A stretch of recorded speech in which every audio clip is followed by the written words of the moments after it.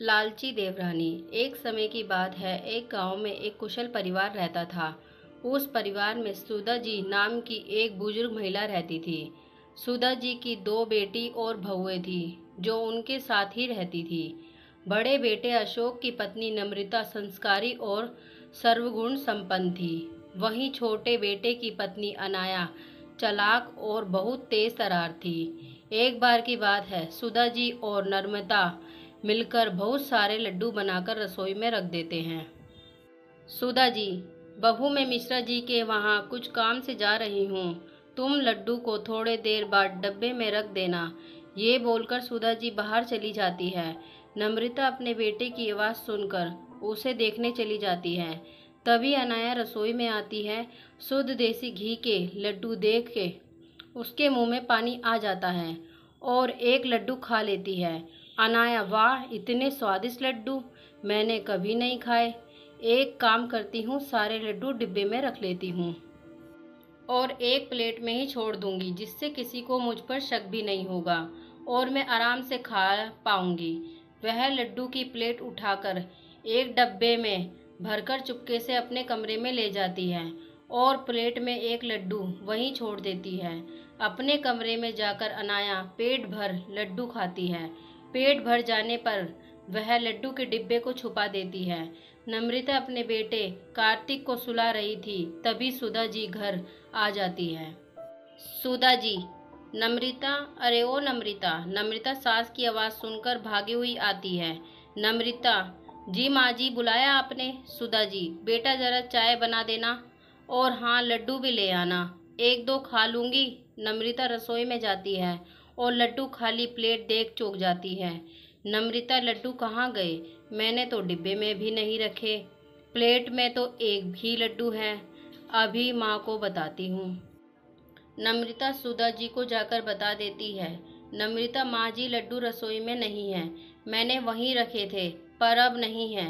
सुधा जी, क्या लड्डू तो तेरे सामने ही बनाए थे, फिर कहाँ गए? नम्रता, पता नहीं माँ जी, कार्तिक रो रहा था तो मैं कार्तिक के पास चली गई, उसे सुलाकर अभी आपकी आवाज़ सुनकर आ रही हूँ। सुधा जी रसोई में जाती है। अनाया लड्डू से भरा मुंह जल्दी जल्दी साफ करती है और रसोई में आती है अनाया। अनाया, क्या हुआ मम्मी जी, आप गुस्से में क्यों हो? सुधा जी, बहू यहाँ लड्डू की प्लेट रखी थी, अब देखो इसमें एक भी लड्डू नहीं, पता नहीं कौन खा गया। शुद्ध देसी घी के लड्डू थे। तभी अशोक और राहुल भी आ जाते हैं और रसोई में हो रही उन लोगों की बातों को सुनकर दोनों रसोई की ओर जाते हैं। अशोक अपनी माँ से मजाक में कहता है, अशोक, क्या हुआ माँ, किस विषय पर बात चल रहा है? सुधा जी, अरे देखो ना बेटा, शुद्ध देसी घी के लड्डू बनाए थे, पता नहीं कौन खा गया, अब इसमें एक भी नहीं है। अनाया, आपके बाहर जाने के बाद तो नम्रता दीदी ही थी ना रसोई में, शायद कहीं उन्होंने ही तो नहीं खाए। नम्रता, अनाया, ये क्या बोल रही हो तुम, मैं कार्तिक के पास थी। सुधा जी और घर के सभी सदस्य अनाया की बात पर विश्वास कर लेते हैं और नम्रता के खिलाफ हो जाते हैं। सभी नम्रता को खूब सुनाते हैं तो वो रोने लगती है। अनाया बहुत खुश होती है। वो खुद से कहती है, इन लोगों को बेवकूफ़ बनाना कितना आसान है। कुछ दिन बाद सुधा जी काजू और बादाम खरीद कर लाती है और नम्रता को संभाल कर रख देने के लिए कहती है। सुधा जी ये कहकर वहाँ से चली जाती है। नम्रता काजू और बादाम के डब्बे को अलमारी में रख देती है। अनाया काजू बादाम का डिब्बा देख लेती है और रोज मुट्ठी भर के खूब काजू बादाम खाती है और इसी तरह एक ही हफ्ते में काजू बादाम खत्म हो जाते हैं।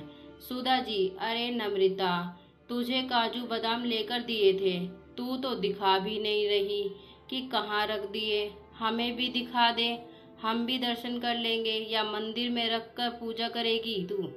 नम्रता, जी माँ जी, अलमारी में रखे हैं, अभी लेकर आती हूँ। ये बोलकर नम्रता रसोई में जाती है और काजू बादाम का डिब्बा निकालती है, पर डिब्बे में तो काजू बादाम ना के बराबर थे। ये देखकर नम्रता चौंक जाती है और रोने लगती है। नम्रता की रोने की आवाज़ सुनकर सुधा जी और घर के सारे सदस्य रसोई में आते हैं। नम्रता को रोता देख सुधा जी बोलती है, अरे क्या हुआ, रो क्यों रही हो? नम्रता, माँ जी काजू बादाम यहीं रखे थे, पता नहीं कहाँ गए। सुधा जी, क्या 4 दिन पहले ही तो लाई थी काजू बादाम का डिब्बा और ख़त्म भी हो गया। अनाया अपनी चोरी छिपाने के लिए फिर नम्रता पर इल्ज़ाम लगा देती है और कहती है, अनाया, नम्रता दीदी, खाने का मन था तो खाइए, लेकिन ऐसे चोरी करना ठीक नहीं है। सुधा जी, पता नहीं इस घर में क्या हो रहा है, खाने की भी चोरी हो रही है। अरे बहू, थोड़ा बहुत दूसरों को भी चखा दिया करो, इस घर में और भी लोग रहते हैं। यह बोलकर सभी चले जाते हैं और नम्रता रोने लगती है। कुछ दिन बाद अनाया की दोस्त रिया का फ़ोन आता है।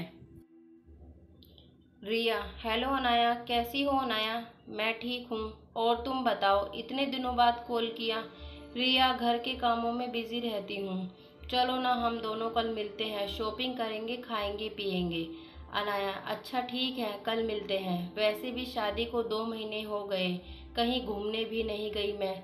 राहुल को तो टाइम भी नहीं मिलता। रिया, ठीक है ना, तो कल मिलते हैं, तू तैयार रहना। अनाया खुद से कहती है, मैंने रिया को हाँ तो बोल दिया, पर पैसे कहाँ से लाऊंगी? बाहर जाने का मतलब पैसों का खर्च होना।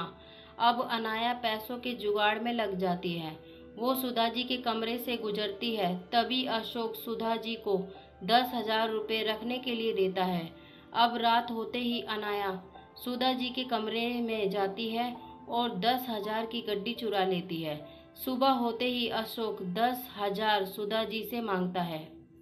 अशोक, माँ वो 10,000 दिए थे ना, वो दे देना, दोस्त को वापस करने हैं, वह लेने के लिए आ रहा है। सुधा जी कमरे में पैसे लेने जाती है। जैसे ही अलमारी खुलती है तो पैसे कहीं नहीं मिलते। सुधा जी चिल्लाती है। चिल्लाने की आवाज़ सुनकर सुधा जी के सभी परिवार वाले सुधा जी के कमरे में आ जाते हैं। अशोक, क्या हुआ माँ, आप चिल्ला क्यों रही हो और इतनी घबराई हुई क्यों हो? सुधा जी, मैंने यहीं 10,000 रखे थे, अब नहीं है, पता नहीं कहाँ चले गए। अशोक, नहीं है मतलब? माँ, वो पैसे मेरे दोस्त के थे, वो आने वाला है, मैं कहाँ से लाकर दूंगा उसे? सुधा जी, कहीं ये काम बाहर के किसी आदमी का तो नहीं, लेकिन हमारे घर में कोई आता भी तो नहीं है।